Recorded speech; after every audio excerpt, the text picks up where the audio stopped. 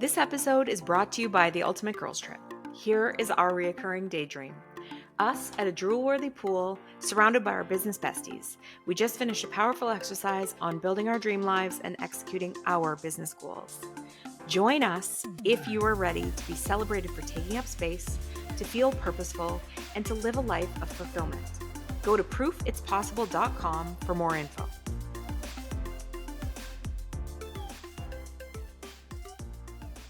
Welcome to Proof It's Possible. Jamie and I are multifaceted entrepreneurs, the founders of the Ultimate Girls Trip, and the hosts of Proof It's Possible. Jamie and I are also sisters, best friends, and complete opposites, but somehow we always manage to stay on the same team. Join us every week to hear our thoughts on all things entrepreneurship, friendship, family, pop culture, and more. Hello. Welcome back. Thank you guys so much for being here. Today we are talking about losers are surrounding me. So we kind of came up with a funny title, and we don't totally mean it because we have so many amazing people in our lives, but we want to talk about what do you do and what happens when you look around your circle and you realize you're not in the right circle for the next phase of your leveling up, the next phase of your dreams, the next phase of your exciting things, when your people are not your cheerleaders. They're not the people that are going to be holding hands with you as you do your big things. I wouldn't even take it further because I feel like that's just like your social circles. Right.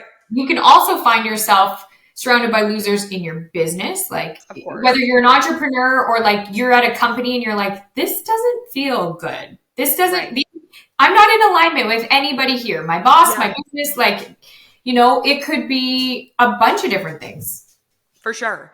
And like, that's, if I can give like one tip on figuring out how to stay on the path, like being an entrepreneur, especially, and that's the only real like example I have, because I've not worked for a big corporation or anything in my life, but it's lonely and it is very, very challenging to stay on course. You can get so turned around, you can feel defeated, things don't go your way, failure is part of it. Like, and as much as everyone, you can read the quotes that failure is part of it, failure's still really hard. Mm-hmm. Failure doesn't feel great. And so if you don't have some business besties to like, or family members that can talk business with you, it is not an easy life. It is not easy to just be so strong that you can manage all the ups and downs of business as a one-woman show. Like, so you do need to build a bit of a community. And what ends up happening is as you grow as an entrepreneur, as a person, with any of your like goals or aspirations, the people around you feel very uncomfortable by them. And I find like I have the most loving people in my life. Like I'm so crazy blessed. And I feel like you are too, Jay. But what ends up happening is their fears for us can even take over. Like, and they can help, even though they love you, they can help plant self-doubt because they're like, well, you're going to speak on a stage. Well, and like, I have a bunch of friends that like, that's their worst nightmare. Like more than one friend that's like, I would never want to do that. I can't think of something I'd rather do, less. Like that is not on my list. I don't know why anyone would do it. And then you start being like, should I be more scared of this? Why am I doing this? Maybe it's a bad idea. Maybe it's not a good thing to do, and all of that. So do you have any experiences of like not having the right community, not having the right people, and what did you do about it? Well, I read this quote recently and I don't even know who it's by, but it was something along the lines of like, you won't feel settled in something that was never meant for you.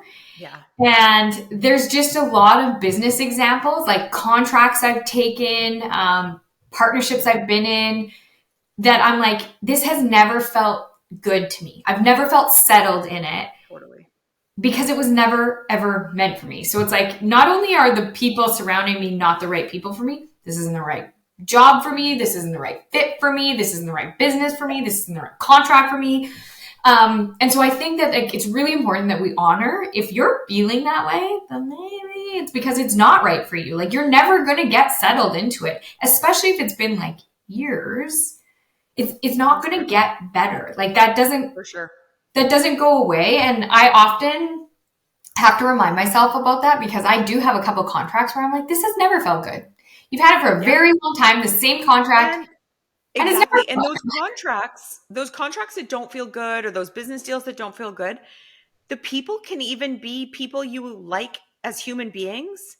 good. You Mm-hmm. just don't want to be in business with them. You just don't want to do this particular thing with Mm-hmm. these particular people. It's not that they're Make wrong or them bad. bad or It just means that like maybe your goals are out of yeah. alignment. Maybe they want to go this way and you want to go that way, or maybe they don't value the same things that you do. And it's just Well, or it's just your freedoms being at stake. And like for me, my freedom is what I hold deepest to my core, nearest and dear. dearest and nearest. So the minute Yeah. somebody's like on this day, on this time, you will be here every single month, blah, blah, blah, blah. I'm like, oh. Like I used to do social media and I loved it. There was lots of good about it. I loved my clients. I loved the businesses I got to like learn about and make posts and do all the things for, but it impeded my freedom. It was a problem with my freedom because what they were buying for me was consistency in their posting. And yes, I could have batched and done the whole month in advance, but that's never how it looked. Even if I did batch their content, I ended up having to do some work for them almost every day. And it was like, no, you know what? My dream life is not attached to a daily task that is not negotiable and I promise to somebody else. Like I get to look at my own calendar and say, okay, from this time to this time today, I'm going to work on X. And then from that time to that time, I'm going to work on Y. But you know what ends up happening? I also can choose to work on a Sunday morning and then also choose to go for lunch with a friend on a Friday afternoon. And Mhm. I value that. I don't mind putting in the hours. I just want to do it on my own terms. Mhm. So jobs that take away my own terms, they never feel right. They've Well, and never felt right. it doesn't matter how you slice or dice it. I will never feel settled in that. Like Me neither. And I so, built a whole life. and it doesn't make that person bad for wanting that for me. It just Nope. means that I'm never going to get settled into it. So it's like being very honest with yourself about like what you value, who you are, Mhm. and what doesn't feel good. If it doesn't feel good, it's never going to feel Yeah. good. You know, like you're just going to get And more beaten down about the topic and compromise on what you actually want. well, and you can make everything wrong. Like you can make it about that you don't like the actual job or you don't like the client or you don't like, but it isn't about that. Like for me, once I dialed in on it, I actually really enjoyed. I love the creative element of making social media. I loved my clients. They were great. It was that I had to be, there's no such thing as a vacation from it because they had paid Mm-hmm. me for consistent posts. So Mm-hmm. even if I had made all the posts, I still had to post them at Mm-hmm. this time because there wasn't pre-posting ability on any of the social platforms at the time. So it was like I'm in Hawaii and I'm waking up and the first thing I did was post my clients post for the day. I took an hour, I did the thing, and I'm okay to work on holidays, but it's on my own terms. It has to Mm-hmm. be on my That's what I realized about myself is that freedom is my ultimate guiding light, north star, decision Same. maker for Same. my career, and that all jobs, all tasks have to align with that or I always feel out of whack. I always feel a little off. And um when you are off with your like you are out of alignment, the people surrounding you always feel like the wrong people. Like Mhm. your community isn't right because you're like, well, I'm working with other people who don't mind having a 9 to 5 job. I Totally. mind having a 9 to 5 job. So these aren't my people. I need to find somebody who's done it, somebody who's proven it is possible to have a job that is not sitting in That an office all that day. being said though, I think that like your social life and your career life can have Yeah. different cheerleaders for you or like Oh, for different sure. mentors, different Yeah. it doesn't matter if your like best friend has a 9 to 5 job. She can still be No. your best friend. She can provide for you in different ways, like make you laugh and be there Yeah, and support absolutely. you, you know, other ways, but she's not who you're going to for like entrepreneurial advice. Doesn't No, make when you're you like, there. It "Hey, just what means did you do?" Yeah, exactly. She didn't do anything in that one entrepreneur dilemma situation. So she's not your guru there. She has to be your friend for all the other things. And like it's different. It is totally different. And I love my entrepreneur friends and I love my non-entrepreneur friends because they come with such different perspectives. Absolutely. And then there's some people where it's like they're not losers, but their vibe isn't your vibe. And like they're great at what they do and all of that, but it's just like, you know how you're just drawn to certain people more than others? I have a couple people like that in my life where it's like a lot of our mutual friends are like, oh, she's just like the be all end all. And I'm like, nothing she does really resonates with me. Like her business advice, I'm like, okay, yeah, it's not bad advice. It's not right for you. Messaging just doesn't resonate with me like it should. And I value her as like part of my outer circle, and all the mutual friends that we have that absolutely adore her. I'm like, yes, she's adore worthy. She's just not my guru. It's kind of back to that like whole guru thing. Exactly. I also think though that like in my social circle, I value like socializing. Like so there's a couple people when I moved to Kelowna, it's like, okay, well, do you guys want to go for like dinner just like as couples? And you get told no so many times that I'm like, okay, those aren't my people. If they don't like ever want to like go for dinner with us, those are my people. And it doesn't make them bad people. They don't value going for dinner. They don't want to get a babysitter or whatever their reasons are. Yeah. Totally fine. But like, I need to find my people. Totally. Yeah. And I mean, speaking of finding your people, doing it within a couple is another layer of challenge. Like we did a whole podcast on how hard it is to find people that your husband likes as much as you like, and vice versa, and what you're both looking for in friends. And because men and women just by nature have different interests. I have extremely different interests from Darren. So a lot of his friends like love the same stuff he loves. And obviously I'm not going golfing. So I'm not going to make a friendship with one of his golf buddies because I don't golf with them, so for us to take that friendship and bring wives into it and then turn it into a close, meaningful, deep connection probably won't happen because their friendship's not based on deep, meaningful things because they're golfing. They're just golfing. That's what they want to do together. So totally. Yeah. Yeah. People matter though. Like I know for sure that since you and I have put it on the front burner to find other entrepreneurs that we love and that we're proud of and that we can learn from, and just the amazing women that we have met in the last sort of 3-ish years, it helps your business. Like on an entrepreneurial level, it absolutely helps your business.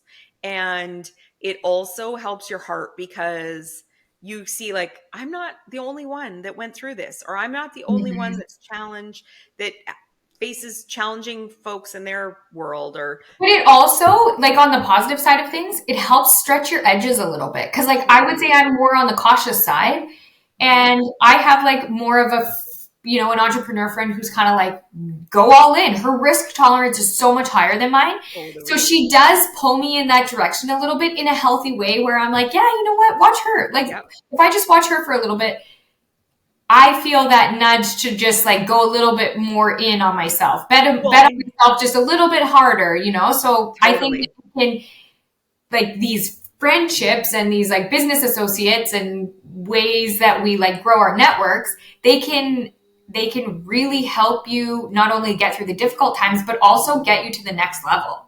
Like help you grow on the pathway to the next level. Yeah. No, I agree. And the other amazing thing is like, you don't know what you don't know. So until you start surrounding yourself with people who know more than you in certain areas, you can't grow. Like me sitting at my desk doing my same jobs all day long does not allow for growth because I am not learning anything new. I'm doing what I already know how to do very well. And sometimes I sit in the do what you do really well for a while because I'm not in growth season. I am not in a season of trying to figure out new skills, level up, any of it. I'm really happy to just make money and run a business and do my days and spend time with my family. And that's it. And then there's times where I'm like, hey, it's time to grow. I have to grow. And I get the nudge and I put myself in a room or I put myself somewhere in a course or something that helps me think different, think bigger, whatever, like write the book, whatever it looks like. So I think finding the right people, to be in your circle. The other thing for me, like all of my holdbacks always revolve around money because Mine I'm too. like Same, I'm a scaredy cat with money. And same. so what I think our entrepreneur friends is watching them risk money. I always think like, get it, girl. You are a ballsy bee and you're so amazing. And I'm gonna like maybe do that next year. Because like this year I can't do it because I'm not ready. I emotionally need a lot of time to prepare. And so just watching other people thrive and shine and do cool things, Mm-hmm. it tells your brain it's all possible. Mm-hmm. And that to me is like not even something you can put your finger on. You're literally just watching their story unfold. And I think that that's magic in itself. And so I want to be around their energy. I want to be around their brilliance. I want to learn from them. And like the Mm-hmm. cool thing is they're not people that are like movie stars. They're just people doing an awesome job in their industries. They're not even in the same industry as me And necessarily, you know what but I find so fascinating is that there's like the more people you meet, the more you realize like there's jobs that I didn't even know existed. There's businesses that I'm totally. like, wow, I would have Yeah, never thought of that. I've never heard of that. I didn't know it existed. And yet here they are, like yeah, making a go of it. So it's totally. totally wild and like inspirational. And I love that. Yeah. Well, it's one of the things I love about being a website designer so much is that someone comes to me with their website like needs and they tell me all about their business and I get like a bit of their branding sorted and I figure out all the things and I think this is a weird business. This is going to be a tough business. I am nervous for you. But they are so into it and so committed to it and they're the best at what they do. And next thing you know, they're making great money from it. And I'm like, hey, you know what? I'm the person in 1998 saying who would go out with a stranger from the internet, not even knowing what the internet was at the time, who would get in someone's car, personal car, and just get driven around. Well, guess what? Dating apps, Uber, these were all crazy to us at one point. Absolute like stage five crazy. And now we're all like, I would never get in a cab. I only take Ubers. And it's like, an Uber is the diciest idea in the world, but I love it. Like, go to I New York City and I see. still, I think I might have like PTSD because in my younger years on 17th Avenue during the Red Mile, I was Mhm. like intoxicated and was like trying to hail a cab. Cabs were impossible to get, especially to take you to like suburbia. They were like, "Where are you Yeah, going?" No, absolutely not. Get out of the cab. So I finally yeah. like hailed a cab and I was in it, just me and my girlfriend. And the person's like, "I'm not a taxi driver. Why did you guys get in here?" And I remember being like, No. we're in somebody's car, they're taking it, it's moving at this point, so like you can't jump out, what do you do? And so I still am like, okay, double check, where's your Uber tag, what's my Yeah, name, like I'm yeah. very cautious with it because I do think it's a little strange that we do that. I also Do think you, that like I question about an Airbnb, do you ever think they're watching you sleep? oh, I don't know. I don't Like know. this is the wacky world we're living in, okay? Yeah. Oh, they could. I mean, we wouldn't know. And the other thing is that but think about Uber, how what a good change it made in New York City. Like remember in New York City you'd wait for hours for a cab. It would never Yes, happen. And you had to know all the things like if it's rush hour and you're on the wrong side of the street, you're yes, never getting a cab, like all yes. these things. And then we went to New York after Uber was a thing. And it was like there was Uber, you just put it on your phone and it was great. And we had Mhm. dinner and like got out of dinner at like 1 o'clock in the morning and our Uber was just waiting for us. Like it was so great. It was just so much better of a See, and that's system. what people need to like. If you have an idea, a business idea, you have to run with it because all of You these do. business ideas collectively make like a way better existence for all of us. Yeah, you're solving someone's problem, right? And Mhm. that's the whole point of coming up with a new product, a new solution, whatever. You're solving someone's problem. And keeping it to yourself is actually kind of like a dick Selfish. move. Like you're Yeah. being a you are not giving the world the solution they want. So stop it. But we're All gonna end right. up. It's a dick move, okay? If you got an idea, go for it. Don't be a Dick dicky move. loser and share your ideas with us or with yourself so that you can make money from them. Um, Okay. but yeah, so anyways, that go find your community, go find the right people for you. Your next level will require new people And that is not a bad thing. It is a very positive and exciting thing. And if you look at it as a positive and exciting thing, it will be. So we hope that you are surrounded by amazing people like we are, and you can see who is a loser and weed them out very, very quick. Bye, guys. Bye. We are so grateful you're here. It would mean the world to us if you'll subscribe to our podcast and YouTube channel and leave us a review. If you want to hear more from us, go to proofitspossible.com to join our mailing list and find our social links so you don't miss a thing. Thanks, and chat next time.